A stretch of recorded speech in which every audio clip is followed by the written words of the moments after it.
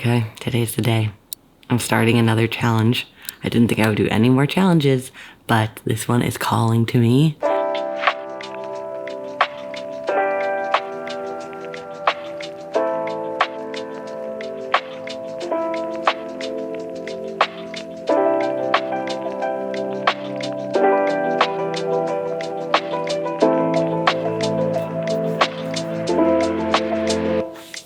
So today is day 1 of 100 days of yoga. I'm nervous to be committing to something that's so long, but I'm also really excited because in 100 days, a lot can happen, or you would hope a lot can happen. And I really hope that by the end of this challenge, I am feeling really grounded, really calm. I don't have anxiety, and I also really want to be more flexible. That is a huge part of this. So that's the plan. Today is day 1. I even have my chart on the fridge, and I think I just need to roll out my yoga mat and get going. So the early stages of this yoga challenge were all about experimenting with different styles of yoga and different free classes online. I'll put a link below of some of my favorite teachers that I discovered over the course of these 100 days, but I usually switch up instructors from time to time as my practice evolves, or if I get bored of a certain style of class. Whenever I'm undertaking a new challenge, I often find that the first couple of days are really easy. They just kind of fly by. And then, as I go about trying to establish the new habit for real, I tend to hit a wall of sorts, as if the new habit is a chore that needs to get done, even though it's something I actually wanted to do and I wanted to look forward to. But then, as I move through that feeling, I start to flow again, from one session to the next. Before you know it, the entire first month has passed. Good morning. It is actually day 30 of my yoga challenge, and I've been doing yoga every single day, and most days it's been honestly amazing. Some days it's been kind of annoying.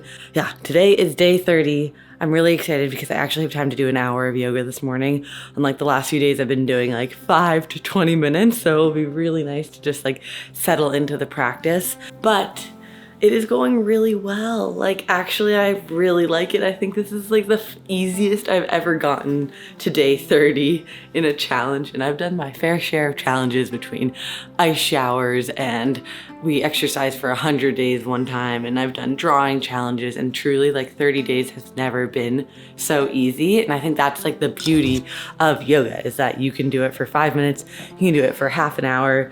And today I'm really lucky because my schedule allows an hour yoga session, which I'm going to really enjoy.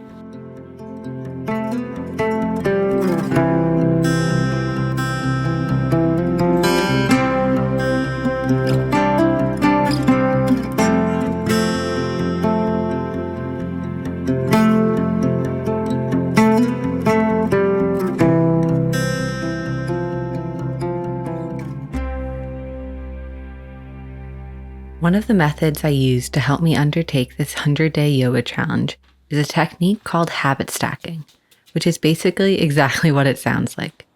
You take an old habit that's well established and add a new habit right next to it. So in our case, we've been doing a 20-minute Vedic meditation technique every morning for over 5 years now. After a couple of years of daily practice, we added on a new habit where we each say 3 things we're grateful for. And now, after a few years of establishing that habit, I'm stacking my yoga practice on top of that pile of habits, which means I'm using way less willpower to get to the mat each morning.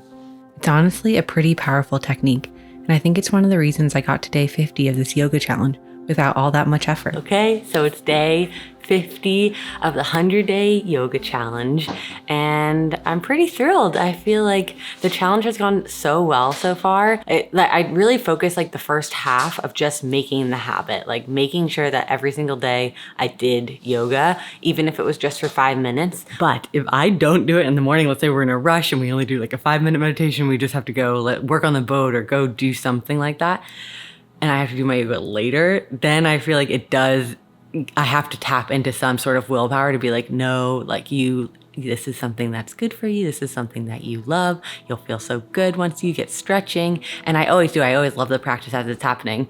But that's, I would say, is the only thing. I'm definitely a morning practice kind of person. And sometimes I even practice twice a day. Not that much. I would say probably out of the 50 days, maybe only 10 times. But it's kind of nice to do a little evening yoga flow as well. that's kind of my update. 50 days of yoga. I can't believe we've made it this far, but I also can, because it's like we've been doing it. It's been fun. And I feel like that's what challenges are supposed to be. Like, you actually enjoy the process. And so this one's really opened up my heart to like picking things that I actually love and want to be doing. And with yoga, it really feels that way.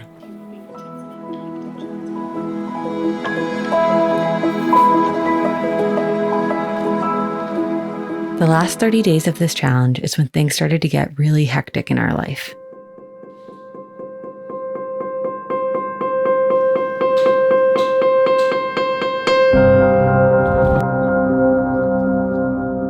The timing lined up so that I would be ending the challenge around the same time we put our sailboat into the water and moved aboard.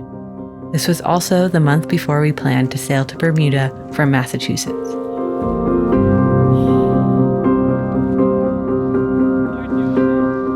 I had a feeling this was going to be a crazy adventure, but it turned out to be the most intense adventure of our life thus far. And all the months of preparation had me feeling every emotion. I was excited, anxious, proud, nervous, overwhelmed, and yoga continued to serve as the perfect respite for me, as it had all winter long during days upon days of manual labor. My practice helped me carve out time just for myself, remember to breathe, and connect to the present moment, instead of the never-ending to-do list of what we had to get done before the boat would be ready for our first ocean crossing.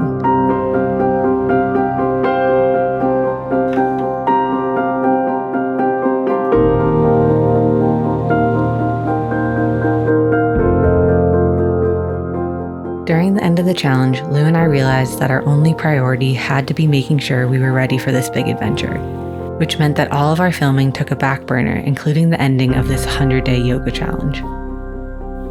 I don't have a clip of the final day celebration, and I think that's also because I didn't stop at 100 days.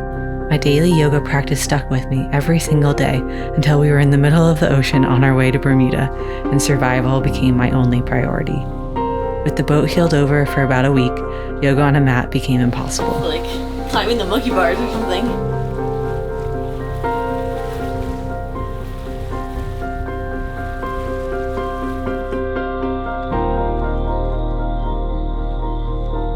Upon arriving in Bermuda, I tried to continue my yoga practice, but the cramped interior of our 35-foot sailboat never really felt like a comfortable place to do yoga.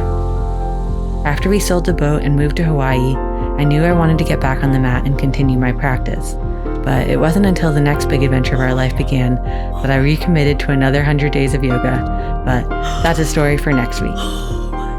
The prompts have been so helpful because I can't like reach everywhere I used to be able to reach.